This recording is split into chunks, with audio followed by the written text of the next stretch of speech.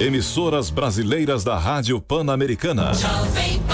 Jovem Pan São Paulo, AM, ZYK 521, 620 kHz, FM 100,9 MHz. Jovem Pan News Brasília, ZYH 709, 750 kHz. Jovem Pan News São José do Rio Preto, ZYK 664, 900 kHz. Jovem Pan News Águas Lindas de Goiás, ZYR 232, 107,9 MHz. Você também pode ouvir a Jovem Pan no seu smartphone ou tablet, através do aplicativo para iOS, Android e Windows Phone. Ou pelo portal jovempan.com.br. Jovem Pan, hashtag partiu pra cima. Jovem Pan. Na Jovem Pan, o jornalismo que faz diferença. A definição sobre a idade mínima de 65 anos para... Apostando na força do seu ataque, o São Paulo... Informação e serviço. Agora, no Jornal Jovem Pan. 2h03. Uma boa tarde para você que acompanha esta edição do Jornal Jovem Pan, que você pode acompanhar também com imagem pelo YouTube, pelo Facebook da Jovem Pan News, neste dia 21 de setembro de 2018. E vamos agora aos destaques desta edição com Davi Roque e Antônio Freitas. Jornal Jovem Pan. Jornal Jovem Pan. Governo de Roraima anuncia acordo com Nicolás Maduro para ajudar a Venezuela a repatriar imigrantes. O Estado brasileiro vai disponibilizar ônibus para levar venezuelanos até a cidade de Pacaraima, na fronteira. Prévia da inflação oficial desacelera e cresce apenas 0,09% em setembro. Esta foi a menor taxa para o período desde 2006, quando o IBGE registrou um aumento de 0,05%. Essa queda da inflação teve muita relação com desaceleração, deflação de alimentação, especialmente no domicílio, mas nós continuamos registrando aí aumentos pesados dos chamados preços administrados. Um dos fatores que mais influenciaram foi o aumento de novo de tarifa de energia elétrica. Isso vem acontecendo há vários meses, são vários meses consecutivos de aumento. Dessa vez teve também o do gás e passagens aéreas que entram no cálculo da inflação. A arrecadação federal atinge 109 bilhões de reais e registra o melhor mês de agosto em 4 anos. Os valores foram influenciados pelas receitas com royalties do petróleo, que subiram 24% no mês passado. Theresa May reitera que não vai mudar o rumo das negociações do Brexit e pede respeito à União Europeia. A premier britânica acrescentou que o bloco não deveria rejeitar os termos do Reino Unido sem apresentar contrapropostas detalhadas. Naufrágio de balsa no Lago Vitória deixa ao menos 100 mortos na Tanzânia. A Agência Tanzaniana de Serviços Elétricos e Mecânicos não sabe informar quantas pessoas estavam na embarcação, mas a imprensa local estima que o número passe de 200. Tite anuncia a lista dos convocados para amistosos de outubro e Gabriel Jesus retorna à seleção brasileira. Para evitar o desgaste da última lista, o treinador deixou de fora os jogadores dos times que estão na semifinal da Copa do Brasil.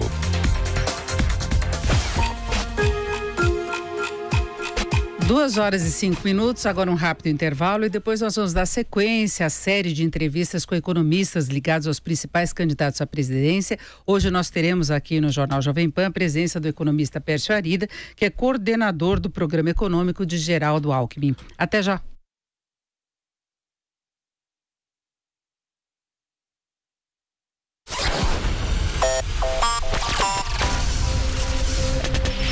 Olá, boa tarde. Acompanhe agora o Giro de Notícias dessa sexta-feira. A arrecadação do governo com impostos e outras receitas teve um crescimento real de 1,08% no mês de agosto. O dado foi divulgado hoje pela Secretaria da Receita Federal. Esse foi o maior valor para o mês em 4 anos. O resultado positivo foi influenciado pelas receitas com royalties do petróleo, que tiveram alta de 24% em agosto. O economista Paulo Guedes, responsável pelo plano econômico do candidato Jair Bolsonaro, do PSL, já cancelou presença em 3 eventos nesta sexta-feira. O cancelamento em série ocorre depois que vieram à tona informações de que ele sugeriu a recriação da CPMF. Bolsonaro negou nas redes sociais que vai aceitar a proposta. O presidenciável também determinou que Guedes reduza as atividades eleitorais para tentar estancar o desgaste provocado pela declaração.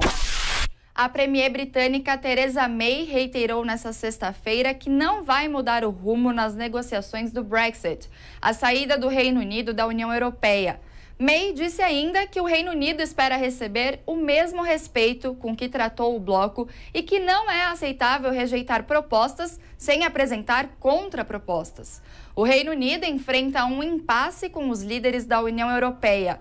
Um dos principais obstáculos é a linha divisória entre a província britânica da Irlanda do Norte e a República da Irlanda, que pertence à União Europeia. O Brexit foi aprovado em plebiscito em junho de 2016 e está marcado para acontecer em 29 de março de 2019. A programação da PAN continua no canal do YouTube Jovem Pan News e também no site jp.com.br.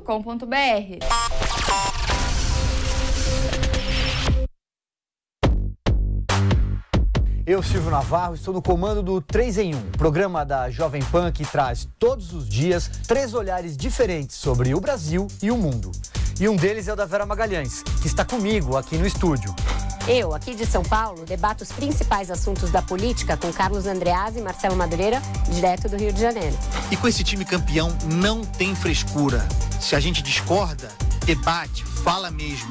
Se tiver que brigar, briga.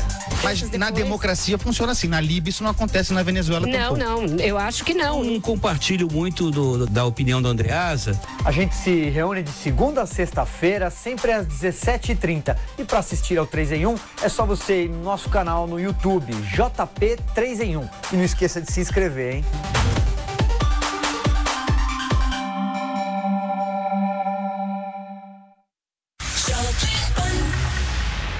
Jornal Jovem Pan. Jornal Jovem Pan. 2h09 e como eu antecipei, nós vamos dar sequência à série de entrevistas com os economistas ligados aos principais candidatos à presidência. E hoje nós temos aqui no Jornal Jovem Pan, que você pode acompanhar também com imagem pelo YouTube, pelo Facebook da Jovem Pan News. Eu estou com Pércio Arida, economista e coordenador do programa econômico do candidato Geraldo Alckmin, do PSDB. Pércio, boa tarde. Boa tarde, Denise. Boa tarde a todos os ouvintes. É um prazer estar aqui com todos vocês. Bom, mas vamos falar de programa econômico, então, né? Nós sabemos que desde o início, Geraldo Alckmin foi visto aí como melhor candidato na visão do mercado financeiro, de agentes econômicos, né? Inclusive, ele chegou a produzir aí algumas oscilações maiores de mercado, quando ele não se apresentava muito bem nas pesquisas. Então, isso demonstra que haveria uma confiança na política econômica dele. Agora, qual seria a política econômica e por que você acha que isso não está tendo um peso geral tão grande como se poderia imaginar? Bem, há de um lado a dinâmica eleitoral, de personalidade dos candidatos, de notícias de última hora, é o mundo, digamos assim, da política, né? Mas no ponto de vista econômico, a mensagem é clara. Nós não temos uma plataforma populista, nós temos uma plataforma de reformas para o Brasil, temos consciência da gravidade que o Brasil enfrenta no momento, da importância de combater o déficit público, fazer a reforma da Previdência, criar as bases para crescimento sustentado do Brasil de longo prazo, fazer as reformas modernizantes, abertura comercial crítica, fazer a reforma do Estado para que o Estado cuide do que interessa, que é educação, saúde e segurança, fazer uma ampla programa de privatizações e desimobilizações, deixar de ser Estado empresário para ser Estado voltado para planejamento de infraestrutura e cuidando dos mais pobres do país. Mudar a educação brasileira. O programa de governo não é só um programa econômico, é um programa amplo de reformas e é um programa não populista. O Brasil não tem soluções fáceis, não adianta querer dar cavalo de pau na economia brasileira, tem que sinalizar claramente o rumo e ir na direção adequada. Agora, em termos de reformas, a prioridade seria a reforma da Previdência? Temos várias prioridades, eu digo várias por um motivo. O máximo do capital político do novo presidente será no primeiro ano. É nesse primeiro ano que todas as reformas importantes têm que ser encaminhadas. Todas as reformas que o Brasil precisa, com uma outra exceção, dependem do Congresso. Ou na forma de emendas constitucionais, ou na forma de mudanças em leis ou leis complementares. Então é fundamental que o presidente tenha a capacidade de articulação com o Congresso para fazer aprovar as medidas e as reformas que o Brasil precisa. E não pode perder tempo. A ideia é ter o conjunto de reformas já pronto. Quando eu digo já pronto os textos legais, que na verdade substanciam cada uma dessas reformas, para serem encaminhados para o Congresso já no dia 1º de fevereiro, que é quando o Congresso reabre os trabalhos. Agora, apesar de toda essa proposta feita por Geraldo Alckmin, dele já ter uma experiência administrativa, a gente vê que não há uma adesão tão grande da população, e é curioso que a gente pegando assim os candidatos que estão despontando aí nas pesquisas, de um lado Bolsonaro, de outro Fernando Haddad, muita gente fala da preocupação institucional, né, que não haveria base de apoio político para eles por causa de alianças, da necessidade de você governar com o Congresso que tem que aprovar reformas como a da Previdência. Agora, Alckmin é criticado exatamente pela base que ele conseguiu de apoio, né? O Centrão estando apoiando ele, vários partidos. Como é que se pode reverter essa percepção ruim que ficou para a sociedade dessa adesão política e esse carimbo aí de que é mais do mesmo? Olha, é necessário ter clareza das questões. De um lado, com 13 milhões de empregados, com os escândalos do Lava Jato, há hoje no país um desejo genuíno de uma mudança radical, de um Messias, de um Salvador que venha, que ressignifique o Brasil, que dê para o Brasil outro rumo, que quase que comece tudo do zero. Então, é claro que alguns candidatos se beneficiam desse sentimento de indignação e desejo de uma virada radical do país. A realidade, no entanto, é outra. A realidade é que as reformas dependem do Congresso. O Congresso, nessa tal estrutura partidária, tende a se repetir na próxima legislatura. Nós temos que encaminhar uma reforma política, mas só vai ter efeitos para outra legislatura. Então, a realidade eu vou colocar de uma forma nua e crua. Os presidentes têm e os presidenciáveis têm duas opções. Pode fazer acordo com o Centrão antes ou depois das eleições. Não existe a hipótese de governar e fazer as reformas que o Brasil precisa sem apoio do Congresso Nacional. Então, na verdade, eu sei que existe uma irritação contra a classe política em geral. O próprio procurador, um dos procuradores do Lava Jato falou que isso é um pouco injusto, com ser estendido para todos os políticos, mas existe uma justa indignação, uma justa ira, digamos assim, contra a classe política, e alguns se beneficiam disso. Mas o fato, primeiro, que o Brasil precisa de experiência. Fazer ajuste fiscal é difícil. É difícil para a empresa. Vai cortar custo numa empresa para você ver como é complicado. Mais difícil ainda na máquina pública. Alckmin já fez isso. São Paulo foi o estado mais atingido pela recessão. Alckmin cortou despesas o tempo todo. Claro que isso lhe custou popularidade, mas se mostrou fiscalmente responsável. Em matéria fiscal, falar é fácil. Fazer que são elas. Então, Alckmin é um candidato que já fez, já tem experiência. Segundo, não adianta querer fazer. Precisa combinar com os russos. Precisa ter, convencer o Congresso, construir a maioria parlamentar. E, de novo, tem que ter traquejo político para isso. Então, Alckmin, na minha visão, reúne as duas condições. Já tem experiência prévia de ajuste fiscal, tem ideias claras e tem o traquejo político que o Brasil precisa. Talvez o que pegue mais junto à sociedade é exatamente esse anseio por mudança, por uma negação da política tradicional, desse tipo de acordo. Agora, pelo sistema político, não dá para escapar muito dessa situação, né? Não dá para escapar. E esse é o caminho do Brasil. O caminho do Brasil é a construção de um país moderno através da democracia. Isso envolve negociação política, envolve o Congresso. A alternativa a isso é o totalitarismo. Não tem terceira via. E nossa decisão, claramente, tem que ser em favor da democracia. Extremismos não nos levarão a nada. E é através das reformas construídas pela democracia que se constrói a base de um Brasil futuro. Essa postura aí de reforma da Previdência, ela tem também uma questão de resistência da sociedade. Nós vimos toda a discussão em torno da proposta apresentada por Michel Temer e qual seria a diferença básica? Ou seguiria a mesma linha dessa reforma que foi proposta por Temer? E aí é um outro problema, que é aquele apoio que foi dado pelo PSDB ao projeto econômico de Michel Temer, né? E toda a vinculação que houve, na verdade, boa parte da classe política apoiou o impeachment da ex-presidente Dilma. Então é um outro fator que também pesa nessa associação da imagem de Alckmin à política antiga, né? Veja bem, o PSDB, o próprio Alckmin disse isso, não sou eu aqui a dizer, nunca deveria ter tido cargos no governo Temer. Mas a postura do partido sempre foi uma postura responsável. O PSDB tem que ser a favor das reformas, independente de quem as encaminhe, das reformas boas para o Brasil. PSB votou a favor do teto de gastos, votou a favor da reforma trabalhista, votou a favor da abolição do TJLP. Eu posso enumerar casos, votou maciçamente a favor. E como tem que ser a postura de um país, de um partido interessado no Brasil, não na querela política. A questão do impeachment, tem um relatório do TCU, claro que é um julgamento político, mas o relatório do TCU existe, mostrando as pedaladas. Aliás, uma das coisas importantes que nós vamos fazer quando eleitos é mudar a legislação orçamentária para torná-la compreensível.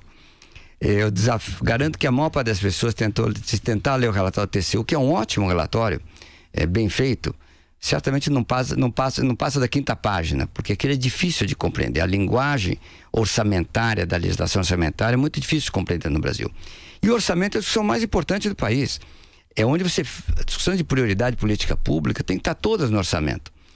Então, para nós tem 2 pontos inquestionáveis e importantes. Primeiro, tudo tem que estar no orçamento. Não pode ter subsídio fora do orçamento, feita a maluquice de dar os 500 bilhões de reais para o BNDES, que financiou, enfim, como você sabe, Porto em Cuba, metrô em Caracas, etc., em vez de financiar grupos no Brasil, fora a JBS e outras coisas. Mas o ponto é o seguinte, tudo tem que passar pelo Congresso. Esse empréstimo pelo BNDES passar ao largo do Congresso. Então a sociedade não vê. E segundo, simplificar a legislação orçamentária, para a sociedade entender qual é a natureza da discussão. Nós estamos conversando hoje aqui no Jornal Jovem Pan com o economista Pércio Arida, que é coordenador do programa do candidato Geraldo Alckmin. Agora, Pércio, em termos de ajuste das contas públicas, você acha que dá para trabalhar com o teto dos gastos, mantendo esse compromisso, respeitando a regra de ouro que limita a ampliação da dívida pública? Em quanto tempo se poderia obter resultados mais efetivos em termos de ajuste fiscal mesmo? Olha, eu vou observar, dizer assim, teto de gasto é fundamental. Nós temos que zerar o déficit em 2 anos. Adoraria dizer para você que dá para zerar em 1 ano só, mas como muita coisa depende de emenda constitucional e lei, você precisa, na verdade, do efeito pleno dessas mudanças que acontece no 2º ano, não no primeiro. Nós temos que zerar o déficit público e produzir um superávit primário ao final do 4º ano. Então, manter o teto de gastos é crítico, é fundamental. Regra de ouro é daquelas coisas que tá no papel. Na prática, o Brasil já não viola, já está violando, não cumpre o espírito da regra de ouro. O espírito da regra de ouro, o que quer? Não pode se endividar para sustentar empresas correntes. Bem, o Brasil está se endividando, não está investindo nada, logo está se endividando para sustentar empresas correntes porque tem déficit. Então o espírito da regra de ouro já foi rompido, mas o teto de gastos é fundamental que seja mantido. E vou te dizer mais, no momento que sinalizar, a sociedade tiver percepção clara que o déficit público, que a questão dele vai ser equacionada, a atividade econômica vai melhorar muito. Porque hoje, o principal motor da atividade econômica, Denise, são as expectativas e a confiança. Nós temos que mostrar à sociedade que tem elementos para ter confiança no futuro do Brasil e o investimento privado certamente responderá em tempo. Agora, em relação ao ajuste fiscal, nós tivemos nessa semana algum ruído em torno daquela proposta de volta da CPMF, que não seria exatamente a CPMF, mas alguma coisa parecida que foi feita pela equipe de Bolsonaro. Não é dentro de uma reforma tributária que talvez seja necessária também no Brasil, o mais rápido possível, porque a gente sabe do custo da carga sobre investimentos, sobre a situação da economia de um modo geral. Como é que você viu essa ideia? E Paulo Guedes desmentiu o Bolsonaro também, mas ficou uma situação meio mal resolvida em relação a isso. Bom, como o Paulo Guedes levou uma enquadrada do Bolsonaro e não expôs a ideia plenamente, então é difícil comentar. Pelo que entendi, na verdade, o CPMF não é para aumentar nem diminuir a carga tributária, é para simplificar a carga tributária, substituindo outros impostos. Inclusive ele esteve aqui na terça-feira, ele falava exatamente disso, reduzindo principalmente encargos sobre contratação de funcionários. O ponto todo é o seguinte, eu não gosto dessa proposta. Primeiro, o CPMF é tributação em cascata. Ele é ruim para a atividade econômica, para alocação de recursos. Segundo, se você quiser substituir a contribuição para o INSS, mais todas os tributos não compartilhados com estados e municípios pelo CPMF, tem uma tributação muito alta. Sabe o que vai acontecer? Coloque uma alíquota de 1,5% ou 2% no CPMF, os ricos vão passar a transacionar fora do Brasil. Se o financeiro se desloca para fora, quem vai pagar são os pobres, ele é socialmente regressivo. Simplificar impostos tem que ser feito de outra maneira, como o mundo inteiro faz, através de imposto de valor adicionado, que não é tributação em cascata, é único, é cobrado no destino e também simplifica impostos. Tem uma vantagem também, que a nossa proposta do IVA envolve acabar com o ICMS, que na proposta Paulo Guedes não envolve. O ICMS é importante, porque hoje, na verdade, o ICMS é um manicômio tributário. Cada estado faz de um jeito, cada bem é de um jeito, é difícil até de entender, gera distorções de tudo quanto é lado. Se esse ICMS fosse uma ideia boa para substituir os outros impostos, olha, alguém estaria fazendo no resto do mundo. Não é. Gente, o mundo todo vai na direção... É fácil arrecadar, né? Como é que é? É fácil arrecadar. Mas o mundo inteiro simplifica impostos usando imposto de valor adicionado. Nós não estamos inventando nada. Nós estamos usando as melhores práticas lá fora. É claro que isso não pode ser feito do dia para a noite. Tem que fazer um cronograma anunciado. É que nem o Plano Real. Você tem que anunciar antes. Nós estamos com horizonte 6 anos para fazer essa transição. Quer dizer, todo ano sobe um pouquinho a alíquota do imposto de bens e serviços, chamado de imposto de valor adicionado, e cai proporcionalmente as alíquotas do IPI, do ICMS, todos os outros 5 impostos envolvidos que estão sendo substituídos. A tal ponto que no final do 6º ano só tem o imposto de valor adicionado e o resto dos impostos já não tem mais alíquota. Seria uma substituição gradual. Gradual e pré-anunciada. Mas aí como fica a partilha de recursos, a posição dos estados, o conceito é neutralidade. Porque sempre houve uma resistência muito grande dos estados, inclusive o estado de São Paulo, com Geraldo Alckmin, a uma reformulação dessa cobrança de ICMS, se é na origem ou no destino. Temos o problema da guerra fiscal, então há uma resistência muito grande até da classe política à reforma tributária. Olha, vamos ter clareza aqui, nós estamos buscando o melhor para o Brasil. É claro que todos pensam em São Paulo, estamos em São Paulo, mas tem que ser buscado o melhor para o Brasil. O conceito correto para o Brasil é a tributação no destino. Esse é o melhor conceito e não na origem. Mas o principal é que a reforma tributária tem que ser feita de forma neutra. É como se dissesse o seguinte: qual é a participação que o município de São Paulo, através do ISS, o Estado de São Paulo, a ICMS, tem nesse bolão? Você fixa essa participação, ele vai ter essa participação no IVA. Então, no fundo, o conceito não é aumentar a carga tributária. E, pelo contrário, vai ter uma neutralidade da carga tributária para que todos os entes federativos arrecadem a mesma quantidade de dinheiro. Só que através de um único imposto e não 5, e simplificando a vida dos empresários e de todos os empreendedores do Brasil. O Brasil precisa diminuir a burocracia. O Brasil precisa, na verdade, liberar energia. 5 impostos com a incidência complicada, uns cumulativos, outros não cumulativos. Olha, o Brasil, como eu falei, é um manicômio tributário. E uma legislação complicada, tanto quanto a fórmula para se tentar entender as finanças públicas. Você não entende, e o tempo gasto para preencher impostos no Brasil, cumprir com a carga, com as exigências legais, é o maior do mundo. Está claramente, é a energia da sociedade que é perdida com isso. E custo, né? Faz parte do custo do Brasil, não é só a carga direta que o empresário paga, mas essa burocracia toda. Essa burocracia, energia, frequentemente, você nem sabe como pagar. Então, outro dia eu estava numa discussão no Supremo se o ICMS contava na base de cálculo do IPI. Foi até o Supremo. Como essas alíquotas estão na contribuição, qualquer discussão tem a primeira instância, segunda instância e termina no Supremo, que introduz uma incerteza jurídica monumental. Tem que simplificar e tem que dar segurança jurídica no Brasil. Segurança jurídica é o nome do jogo, é o que vai fazer o Brasil crescer. Certo, nós vamos a um rápido intervalo, daqui a pouquinho continuamos conversando aqui no Jornal Jovem Pan com Pércio Arida, que é coordenador do programa econômico do candidato Geraldo Alckmin, do PSDB, e daqui a pouquinho ele vai falar sobre as condições para a retomada do crescimento econômico. Eu lembro que você pode acompanhar o Jornal Jovem Pan também com imagem pelo Facebook da Jovem Pan News e pelo YouTube. Até já.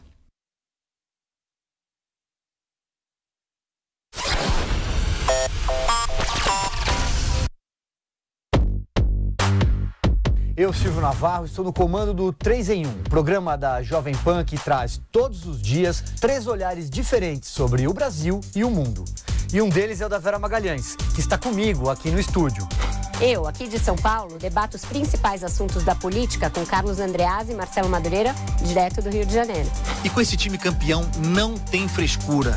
Se a gente discorda, debate, fala mesmo. Se tiver que brigar, briga. Mas na democracia funciona assim. Na Líbia isso não acontece, na Venezuela tampouco. Não, eu acho que não. Não compartilho muito da opinião do Andreazza. A gente se reúne de segunda a sexta-feira, sempre às 17h30. E para assistir ao 3 em 1, é só você ir no nosso canal no YouTube, JP 3 em 1. E não esqueça de se inscrever, hein?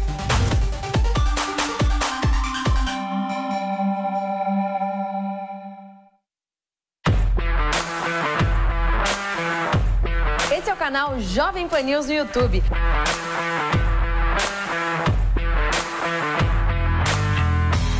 Aqui tem jornalismo de primeira e o melhor time de colunistas do rádio e da TV.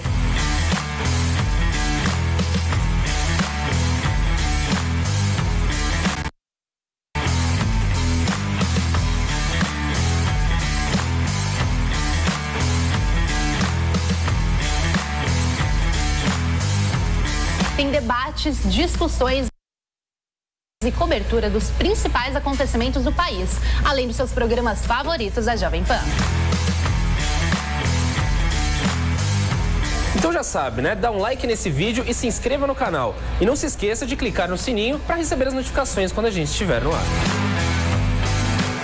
Jovem Pan News, informação, credibilidade e o melhor time do jornalismo.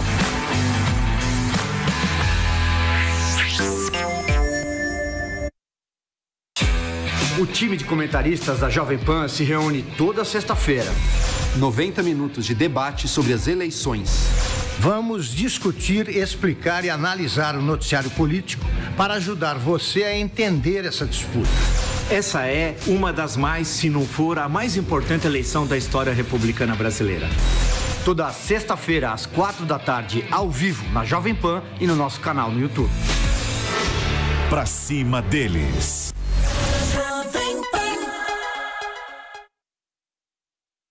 O ouvinte conectado participa da programação Jovem Pan pelo WhatsApp 11 931 17 0620. Esse é o WhatsApp da Pan.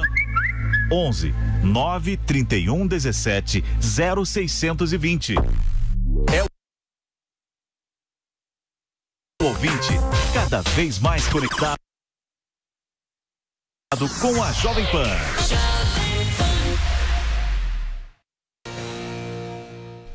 2h29, voltamos com o Jornal Jovem Pan, que hoje recebe aqui no estúdio Pércio Arida, economista, coordenador do Programa Econômico do candidato Geraldo Alckmin.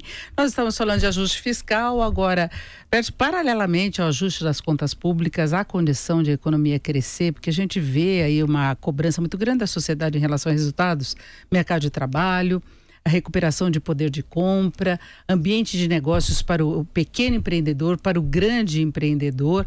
É tanto que a gente vê uma avaliação baixíssima do presidente Temer. É claro que nós tivemos problemas políticos também, mas ele conseguiu tirar a economia da recessão, ainda que de uma forma muito modesta, mas nós tivemos até uma fase de uma recuperação um pouco melhor antes da delação da JBS e as pessoas não tinham percepção de qualquer melhora. Então, há necessidade de melhorar muito para que haja uma satisfação da sociedade. Isso é possível a médio prazo? Olha, temos que levar em conta primeiro que o Brasil está integrado no mundo. É claro que se o mundo piorar, fica tudo mais difícil para a gente. Se o mundo melhorar, ajuda. Mas está crescendo mais que o Brasil, o mundo. Pois é, hoje, certamente, eu acho que o Brasil pode crescer 4,5% no ano que vem. Parece um número absurdamente alto. Mas eu noto o seguinte, no começo do ano, todo mundo achava que a economia brasileira ia crescer 3%. Hoje já está em 1%. O que aconteceu? Nada e tudo. Não aconteceu nada. O que aconteceu, no que eu digo tudo, é o seguinte: piorou o estado de expectativas, piorou a confiança, aumentou a incerteza, o investimento se retrai, a economia para de crescer. Mas isso funciona ao contrário também. Se você eleger um presidente que tem um plano confiável, sólido, capacidade política de articulação e tenha confiança dos empresários, dos empreendedores, pequenos, médios, grandes, confiança da população no seu plano, pode ter certeza que volta a crescer muito rapidamente. Então, a questão do crescimento, hoje em dia, ela depende criticamente do estado de confiança. Só que estado de confiança não se consegue por mágica, se consegue com um plano consistente de governo. Por isso eu sou muito otimista. O Brasil tem extraordinárias oportunidades de investimento, tem um povo muito trabalhador, tem uma classe empresarial disposta a correr riscos. O que falta é acertar a agenda de governo para o país deslanchar. Agora, há uma preocupação muito grande, de novo, em relação a essa polarização das eleições, exatamente por essa questão de governabilidade e confiança que poderá despertar logo de início, caso vá ou o Partido dos Trabalhadores, que representa a esquerda, ou o Jair Bolsonaro representando a direita, né? Porque são cada um com a sua própria característica, tem um perfil que não dá hoje muita confiança quanto a essa questão de articulação política. Olha, eu tenho uma enorme preocupação. Acho que o Brasil hoje é um país polarizado, é um país dividido, é um país que, na verdade, está movido a ódios de todos os lados. Quando o que nós precisamos é um país unido em torno de uma agenda de reformas que de fato toque o Brasil para frente e um governo que tenha capacidade de articulação política. A situação hoje é muito preocupante. Quando Bolsonaro diz que, na verdade, ele desconfia do resultado da urna eletrônica, no fundo, o que ele está dizendo? Ele já está questionando até mesmo a legitimidade do processo eleitoral. O PT sempre se perder, pode dizer o seguinte, claro, colocar o nosso líder fundador na prisão, por uma prisão injusta, etc, etc, também questiona a legitimidade do processo eleitoral. Lula tem feito uma campanha sistemática de descrédito ao judiciário. E judiciário independente é o pilar da democracia. Então, eu vejo hoje uma situação muito complicada, com extremos que, na verdade, procuram antecipadamente desacreditar o processo eleitoral, um país dividido, quando que, na verdade, se precisa é da união de todos os brasileiros em torno de um programa comum, que é um programa de reformas, que é um programa que pode ser duro para alguns segmentos corporativos, eu não estou dizendo que é um programa fácil, mas que eu estou convencido que, se posto em marcha, que vai liberar de energia dos brasileiros e aumentar a confiança mais do que compensa. Agora, Geraldo Alckmin tem se colocado como alternativa entre essa polarização. Agora, Ciro Gomes também acaba surgindo como uma alternativa, que ele tem uma tendência mais de esquerda, mas ele já passou por vários partidos, né? E a proposta dele hoje tem algum viés também, pelo menos de centro. Não é? E aí o embate entre os dois, e a última pesquisa apontou que Ciro teria condições de ganhar no segundo turno. Pelo menos nós tivemos, na verdade, duas pesquisas muito diferentes nesta semana, né? Como se colocar um diferencial aí na candidatura de Geraldo Alckmin do ponto de vista de gestão da economia, de perspectiva? Olha, deixa eu dizer duas coisas. Primeiro, política muda muito, muda o tempo todo. E vai ter uma enorme mudança daqui até as eleições, porque as pessoas têm voto útil, as pessoas trocam de ideias, as pessoas ficam crescentemente motivadas pelo debate eleitoral, tem muita gente indecisa. Então, esse cenário político vai mudar muito ainda. Isso é uma observação primeiro. Sempre que a gente olha a fotografia, a gente não sabe o filme, né? Em 2 semanas? Não, muda. Se você olhar, olha o que aconteceu com a eleição do Dória. Mudou em menos de 2 semanas. Tocantins mudou em 1 semana. Então, esses movimentos de massa, de último minuto, acontecem.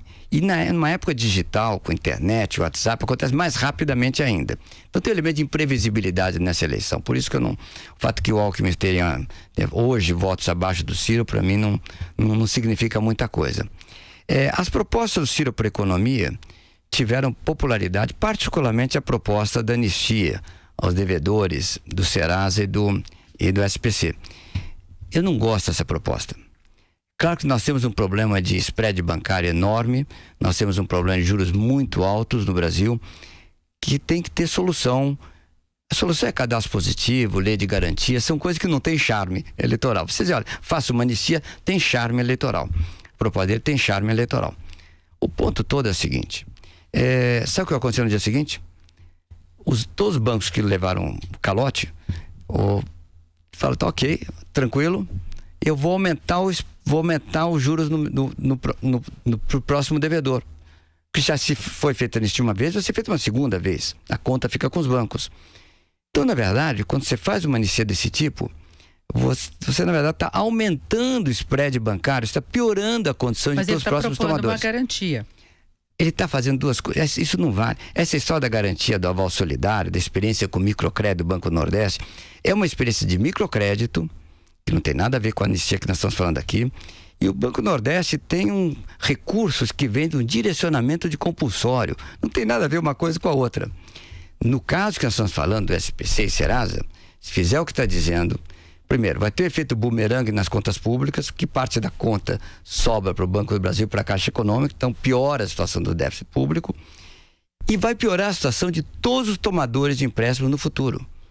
Você beneficia quem está endividado hoje e, na verdade, prejudica toda a expansão de crédito no futuro. Para o país crescer, precisa de crédito. Essa proposta vai na contramão do que precisa.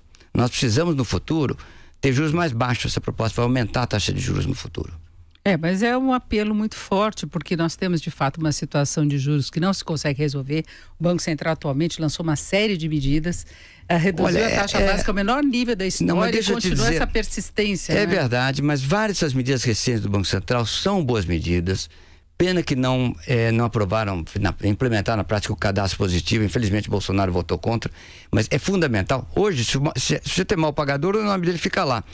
Se é bom pagador, ninguém sabe. Você tem que beneficiar os bons pagadores. Por isso que o cadastro positivo é tão importante. Tem que ter uma lei de garantias. Você consegue tomar um empréstimo hoje, 30 anos, para comprar uma casa, não consegue? Sim. Só que vale para comprar casa, não vale, você não consegue comprar um empréstimo 30 anos para outras coisas. Porque, na verdade, as garantias bancárias estão mal constituídas. Precisa de uma nova lei de garantias. Você consegue comprar um carro em 36 meses, pois também ter garantia. Sim, mas se você vai montar uma fábrica nova, você não consegue que financie a sua fábrica em 5 anos. Tem que ter capital próprio.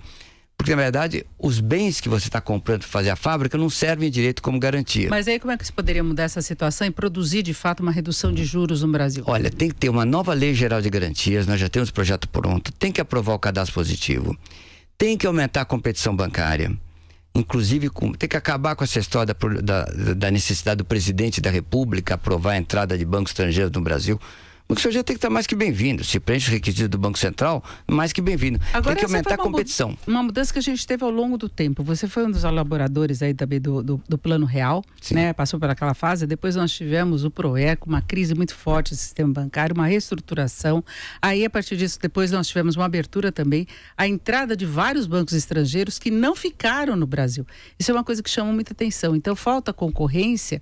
Mas nós tivemos grandes instituições que deixaram até o sistema financeiro local preocupado com a abertura que houve e eles não resistiram à pressão interna. Veja, PROER foi fundamental para o Brasil, porque você só consegue ter um banco central com capacidade de controle monetário se não tiver bancos estaduais. Para quem não lembra, foi um projeto aí de salvação dos bancos brasileiros que estavam quebrando, vários quebraram, fecharam, saíram mesmo do sistema, isso causou muita instabilidade, aí houve esse socorro. Mas no final se resolveu a entrada de bancos estrangeiros. Alguns casos deram certo, outros não. O Santander é um caso de sucesso. Pouco, dos poucos. Não, sim, mas é verdade, mas é assim mesmo. O mercado brasileiro é enormemente atrativo. E esses movimentos de bancos, passei 30 anos da minha vida no setor financeiro, vão e vêm. Com as oportunidades que o Brasil tem hoje, pode ter certeza que se você facilitar a entrada de bancos estrangeiros, mais bancos virão. E não é só mais bancos que virão para o Brasil. Bancos que hoje estão aqui e, na verdade, ocupam um pequeno andar, vão passar a ser bancos importantes. Tem que aumentar a competição bancária. E não só através de bancos. Tem que melhorar o mercado de capitais, para facilitar a pequena e média empresa para poder emitir uma debênture e passar ao largo do sistema bancário. Tem que aprovar a legislação, simplificar ainda mais a legislação para fundos de investimento. Tem muita coisa a ser feita para aumentar a competição na oferta de crédito.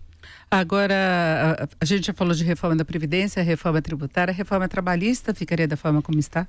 Olha, reforma trabalhista, sim, fica da forma como está. Reforma trabalhista foi um enorme avanço para o Brasil. Reformas trabalhistas dessa natureza não geram resultado do dia para a noite, resultados ao longo do tempo. O princípio básico da reforma trabalhista, de valer o negociado, é o princípio moderno.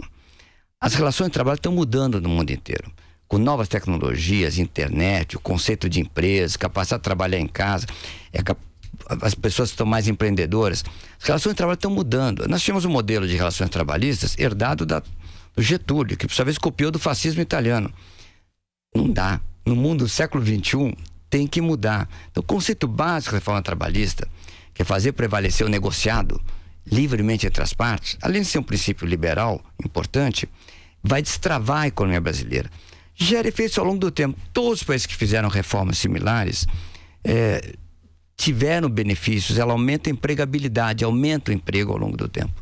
Agora, isso não pode acarretar problemas, não necessariamente a reforma trabalhista, mas o que a gente vê hoje de condição de mercado de trabalho, informalidade muito grande, avanço do microempreendedor individual, da pejotização, né, que são estratégias adotadas pelo mercado para driblar os encargos trabalhistas. Isso vai retirar ou diminuir muito a contribuição para a Previdência, não é outro fator potencial aí para dificultar qualquer ajuste mais sério das contas? Olha, há dois aspectos aí. De um lado, nossos encargos sobre folha são muito altos. É verdade.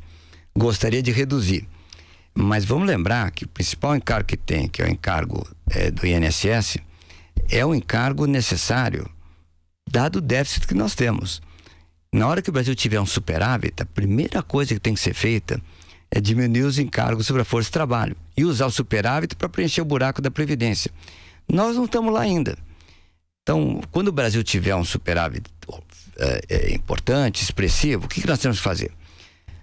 Tirar todos os impostos sobre folha para facilitar a contratação formal e avançar no sentido de ter um sistema de capitalização. Eu até gosto da capitalização, um sistema híbrido, um pouco capitalização, um pouco repartição. Mas isso é para o futuro. Isso seria ideal para o Brasil. Mas não é para o Brasil, é para um Brasil ideal, não é para o Brasil de hoje. O Brasil de hoje tem uma realidade que é assim, tem um buraco nas contas públicas. Esse buraco nós precisamos resolver.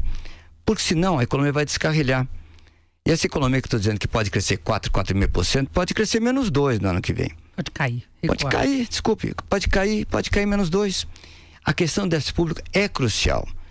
Então, não adianta a gente ficar discutindo aqui o que seria o ideal para o Brasil. Até gostaria de discutir, seria maravilhoso se a gente pudesse discutir o que é o ideal para o Brasil. Tivesse um superávit fiscal para financiar a transição da Previdência, para fazer desoneração da folha. Seria extraordinário. O Brasil daria um grande salto de crescimento. Que foi, aliás, que o Chile fez quando teve superávit orçamentário. Estamos com déficit. Então, essa discussão, infelizmente, não dá para fazer hoje. Agora, até que ponto chegaria o programa de privatização de Geraldo Alckmin? Olha, privatização, eu já toquei programa de privatização. Vender uma companhia é difícil. É difícil setor privado. Qualquer empresário tentou vender sua companhia sabe disso. Difícil, tem que preparar o balanço, tem que ver como é que vende, tem que encontrar quem compre. Tem momento que é para vender, tem momento que é para comprar. Então, isso, na verdade, demora. Setor público demora a mesma coisa pelas mesmas considerações e mais. Porque tem o preço mínimo, que tem audiência pública, que tem questionamento jurídico, que tem liminares. Então, a ideia é que você consiga fechar o déficit com um trilhão de reais. 1 trilhão não tem, e você não vai arrecadar 1 trilhão em um ano de dia nenhum. Dito isso, tem que marchar nessa direção. O Brasil tem que ter claramente tem que deixar de ser Estado empresário. O Brasil começou a privatizar finalzinho da década dos anos 80. O Brasil tinha até hotel. Até hotel público tinha. Tá, eu gostaria que eu tivesse sido mais rápido. Sem sombra de dúvida. Eu já li um livro meu, li um livro com declarações minhas antigas de 86, mais de 40 anos atrás, dizendo que era importante privatizar tudo no Brasil, etc. Cá estamos. É um processo. O Brasil é assim. O Brasil é difícil mesmo. Mas haveria uma proposta já pré-estabelecida? Olha, a nossa estratégia aqui é o seguinte, é para dizer... Não só do ponto de vista de arrecadação de recursos, mas de redefinição de tamanho do Estado. Sim, essa questão é importantíssima, porque não é privatizar para arrecadar recursos, também. Mas é privatizar, primeiro, para diminuir a chance de corrupção, o que é fato. Segundo, para o Estado focar no que interessa, que é saúde, educação e segurança. E terceiro, falando para a economia ficar mais competitiva. Hoje a gente tem monopólio estatal ainda. Vou dar 2 exemplos. Tem monopólio na prática, que a Petrobras tem o monopólio do refino e da distribuição. Não é para ter, tem que privatizar essas áreas. Não precisa privatizar a Petrobras, nós não vamos privatizar a Petrobras enquanto exploração e prospecção de petróleo, mas o resto, isso é tudo privado. Sabe por quê? Que enquanto prospecção e exploração, ela compete com outras. O mal que tem que ser extirpado de partida é monopólio. Tem monopólio estatal nos Correios. Como é que se concebe monopólio estatal ainda hoje? E os Correios conseguem a proeza de ter prejuízo com o monopólio, que é um fenômeno, mas aí tem a questão da corrupção também. E aí eu queria falar um pouco de reforma administrativa, né? Qual o compromisso que Geraldo Alckmin assumiria com relação a isso? O julgamento da máquina pública, uma reformulação para reduzir esse espaço para a corrupção. É fundamental, não é só para reduzir o espaço da corrupção, isso também para diminuir custos também, mas é também para dar mais eficiência do Estado. Eu vou te dar um exemplo, você vai entender. Sabe quantos programas e ações sociais hoje visando diminuir a pobreza e melhorar a distribuição de renda existem no Brasil? Não sei. Tem muitos. Rodrigo, 197. Muitos. Estão espalhados em 12 ministérios diferentes. E ninguém avalia nenhum programa. Cada um deles tem uma máquina pública administrando cada um deles. Inclusive Bolsa Família. Um deles é o Bolsa Família. Bom, o que tem que fazer, obviamente? Devemos colocar todos os programas sociais num ministério só. Porque se eles estão em 2 ministérios, você não consegue diminuir e aumentar o outro, porque os ministros batem cabeça. Tem que ter um ministro só responsável por todos os programas sociais, pela redução de pobreza e a melhor distribuição de renda no Brasil. Quando você coloca dentro de um ministro só, não só você fecha vários ministérios, como ele vai olhar 197 e falar, olha, de 197, tem aqui 30, 40 que fazem sentido. O resto fecha. E aumenta o tamanho desses 30 ou 40. Mas quando você fecha o resto, você economiza custos. Mais ainda, você permite focar em quem de fato interessa. Evidente, até pelo número. Você tem 197 iniciativas diferentes. Garanto que várias delas estão fora do lugar, não tem a menor dúvida. 12 ministérios, é que nem saneamento. Tem 6 ministérios e 2 bancos envolvidos em qualquer projeto de saneamento. Não vai. Não. Enxugar a máquina pública é reduzir custos, certamente, mas também dá mais eficiência para o governo. Mas é a questão dos servidores, do funcionalismo, inclusive no que se refere à Previdência. Olha, vamos lá. Previdência vai afetar todo mundo. Nós temos que ter idade mínima no Brasil, porque a demografia mudou. Aliás, felizmente mudou. Felizmente se vive mais. Graças ao avanço da medicina, da saúde pública, nós todos estamos vivendo mais. Não podemos ter critérios de aposentadoria que não reflitam a realidade da nossa demografia. Servidores públicos, no Brasil tem 2 sistemas, servidores públicos e do mundo privado. As injustiças estão no mundo dos servidores públicos. A dinâmica mais explosiva está no mundo do setor privado. Por isso que você tem que olhar as 2 coisas em separado. Tem que acertar a previdência do setor público e pensar conceitualmente como se fosse imagina assim, o Banco do Brasil tem a Previ, não tem? Bom, imagine que fosse uma Previ do setor público como um todo. Qualquer fundação tem que ter equilíbrio atuarial, quer dizer, você tem que assegurar que ao longo do tempo aquilo dê equilíbrio. Então não seria um regime único, no caso da Previdência? Nosso ideal para o Brasil, ao longo do tempo, é ir para um regime único para todos os brasileiros, independente de onde trabalhe, independente do que estejam fazendo. Agora, hoje nós temos 2 regimes díspares, e ambos com déficit. Então, as soluções para o déficit têm que mudar nos 2, e os 2 têm que evoluir ao longo do tempo para convergir para um regime só. E um regime só é com teto baixo. Hoje o nosso teto máximo é R$5.600.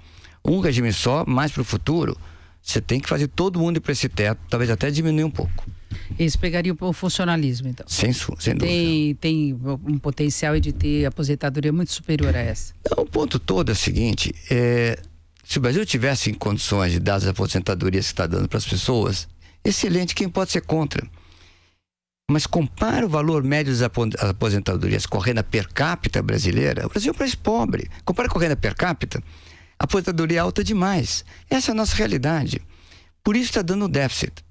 Então, o problema todo não é a aposentadoria ser alta, é que o país é pobre. Ele não tem condição de arcar com esses valores. Eu insisto nesse ponto, porque além da cobrança em torno da questão da corrupção, a sociedade também espera o fim de privilégios. Não tem a menor dúvida. Aliás, a política econômica tem que ser voltada para tratar os iguais como iguais. Os privilégios do funcionalismo têm que ser atacados. E não é só os privilégios do funcionalismo, tem todos os privilégios de quem tem acesso ao poder. Os privilégios chamados amigos do rei, de quem consegue extrair um incentivo fiscal aqui, um refis a colar, um subsídio a colar, tem que terminar.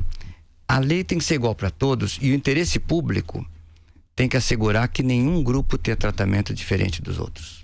Porque essa é uma cobrança muito grande da sociedade. Eu acho que falta colocar essa mudança que se pode ter de toda essa estrutura que nós temos no Brasil. A postura não intervencionista de neutralidade tem que valer para todo o governo. As pessoas pensam que, mas então está abdicando a política pública. Não. A neutralidade, se o Congresso resolver dar um subsídio, que discuta no Congresso. Mas como política pública, o princípio tem que sempre ser neutro, não interferir. Quando se interfere, o que acaba acontecendo? Dá privilégio para um, privilégio para outro. Aí os amigos do rei se beneficiam. É a nossa história. O Estado brasileiro foi, na verdade, sofreu um saque. dos que ali trabalham, com os benefícios de aposentadoria, do setor privado. As pessoas pensam que o setor privado é santo, estão todas enganadas. O setor privado também, que extrai um subsídio aqui, um incentivo a colar. Então, na verdade, temos que fazer o interesse público prevalecer sobre tudo. Agora, Pércio, nós estamos quase encerrando a entrevista, que nós estamos respeitando o tempo de todos os economistas. E eu acho que, para concluir, eu acho que é importante, até porque tem todo o histórico de Geraldo Alckmin no governo de São Paulo, ele é político assumido há muito tempo, né? E como que se daria a negociação com o Congresso, com essa base de apoio dele, que não levasse o loteamento de cargos, não é só questão de corrupção, é questão de distribuição de cargos, de escolha de ministério, das agências reguladoras, porque a gente sabe que tem essa farta distribuição para obtenção de apoio político. Olha, eu acho que essa questão é importantíssima. O acordo tem que ser em bases programáticas. O Brasil hoje quer mudança. Sem acordo com o Congresso não se consegue mudar, mas tem que ser acordo em bases programáticas republicanas. Isso é possível? É possível. E a questão das agências é crítica. Porque a agência reguladora está nas áreas de infraestrutura, que é onde, na verdade, o Brasil tem enorme potencial de investimento, né? Telecomunicações, infraestrutura, portos, ferrovias, toda essa área, saneamento, toda essa área tem que ser capaz de atrair investimento privado, e a agência reguladora de cada área é que dá o equilíbrio dos interesses entre o concessionário e o governo, entre o concessionário e os usuários. Esse loteamento que houve de agências reguladoras é quase que um crime, entendeu? Nem estou falando de corrupção, é mais que isso, porque você coloca lá gente sem gabarito técnico para poder fazer funcionar o mecanismo de agências reguladoras. Então seria em torno de programa isso daí, toda essa escolha? A escolha tem que ser feita em torno de programas, tem que ser feita na escolha programática, e tudo tem que ser público. A questão de ser público, porque o melhor escrutínio que tem é a transparência. Quando as coisas são transparentes, você impõe limite a abusos, e a sociedade tem que ser vigilante para assegurar que todos os acordos sejam conhecidos. Bom, vamos encerrando por aqui mais uma entrevista aqui da série que começamos nesta semana aqui no Jornal Jovem Pan, com economistas ligados aos principais candidatos à presidência. Nós estamos aqui com Pércio Arida, que é da equipe de Geraldo Alckmin, candidato do PSDB. Pércio Arida, muito obrigada pela sua participação. Eu que agradeço você, Denise, agradeço a todos vocês ouvintes e espero sinceramente que todos nós votemos bem, evitemos os extremos que podem levar o Brasil para o abismo, escolhamos o Geraldo Alckmin para presidente. Muito obrigado. E nós vamos a um rápido intervalo, 2h54, voltamos daqui a pouquinho com o Jornal Jovem Pan. Até já.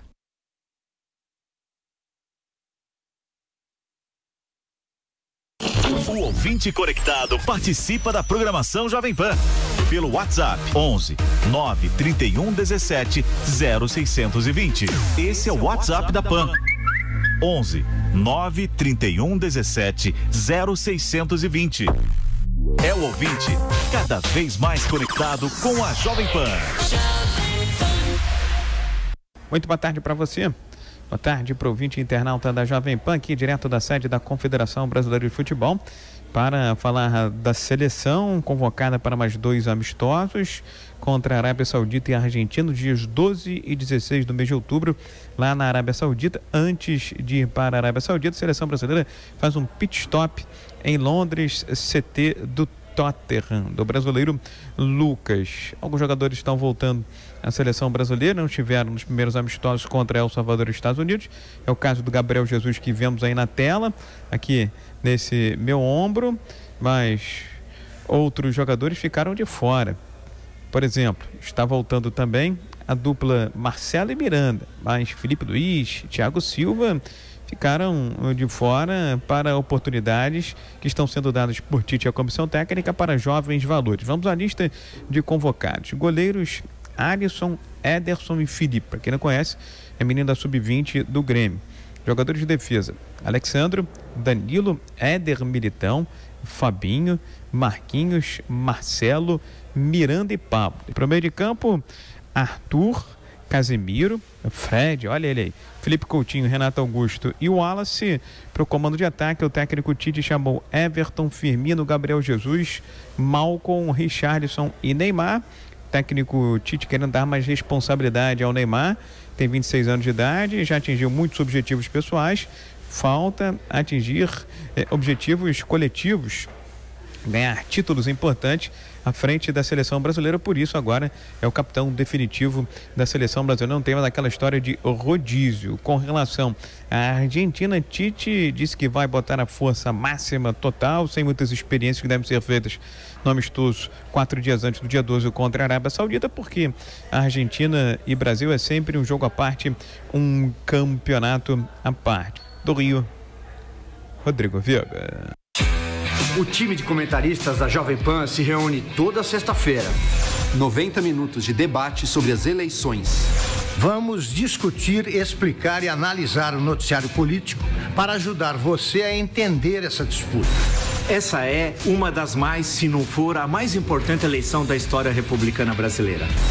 Toda sexta-feira, às 4 da tarde, ao vivo, na Jovem Pan e no nosso canal no YouTube. Pra cima deles.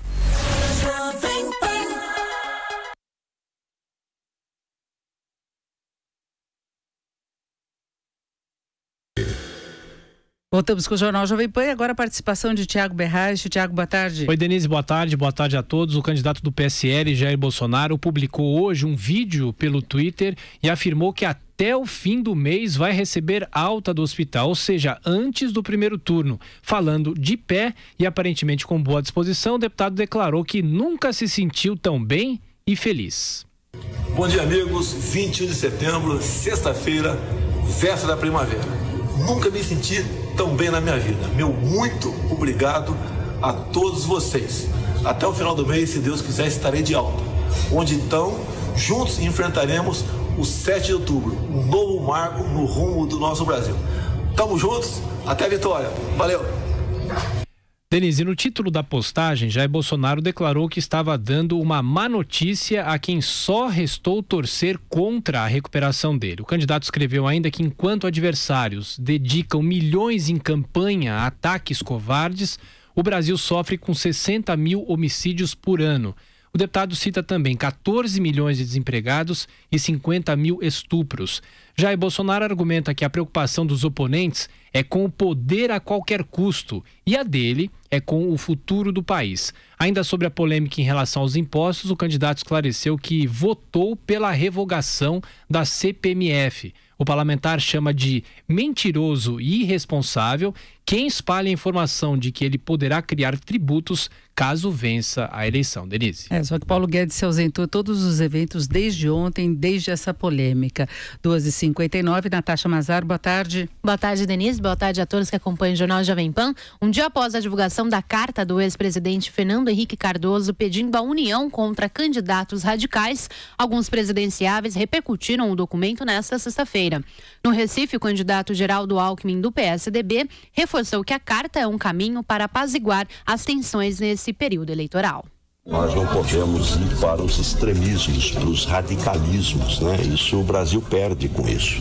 Eu acho que a carta, ela é uma reflexão. Esses 15 dias é que nós vamos ter uma definição da eleição. A situação do Brasil, ela é grave do ponto de vista econômico, de déficit. O Brasil tem pressa, não pode errar. Nós já tivemos problemas graves e quem paga a conta é o povo. Em São Paulo, Henrique Meirelles, do MDB, disse ser favorável à união do centro. Sou favorável à união do centro. Agora precisamos ter um centro com um candidato em condições de ganhar a eleição. E o candidato que está subindo nas pesquisas em condições de ganhar a eleição sou eu. Se o PSDB quiser se unir a nós, ainda no primeiro turno, será muito bem-vindo. Caso contrário, aceitaremos com muita força, muito apoio ao MDB e o PSDB juntos no segundo turno, o PSDB apoiando Henrique Meirelles para presidente. A candidata da rede, Marina Silva, participou agora há pouco do programa Pânico aqui na Jovem Pan. Ela afirmou que desde 2010 vinha denunciando uma polarização na política e desde aquela época o Brasil precisava de um realinhamento na política. E agora nós estamos com a responsabilidade de não aumentar a polarização, dando para o povo brasileiro a prerrogativa de quebrá-la. Porque numa eleição em 2 turnos, as pessoas têm o direito de votar no primeiro turno em quem acredita. E as pesquisas não podem impor um plebiscito à sociedade brasileira, como se a decisão do cidadão já tivesse congelada pelas pesquisas. As pesquisas são apenas o retrato de um momento, mas ainda temos muito chão pela frente. Sobre os próximos dias de campanha, Marina Silva ressaltou a mobilização nas redes sociais e afirmou que os brasileiros não precisam ficar entre a cruz e a espada, tendo que escolher entre a violência e a conivência com a corrupção. E fechamos por aqui mais esta edição do Jornal Jovem Pan. Obrigada pela sua companhia, obrigada pela audiência. Eu lembro que daqui a pouquinho, às 15h10, tem Economia em Foco. Vamos falar das perspectivas da economia com os economistas Alessandra Ribeiro, da Tendências Consultoria, e Sérgio Vale, da MB e Associados. Então, 15h10, com transmissão pelo YouTube e pelo Facebook da Jovem Pan News. Agora, últimas notícias. Boa tarde. Jovem Pan. Transmissão em tempo real, via satélite para todo o Brasil. Pela internet em jovempan.com.br, para todo o planeta.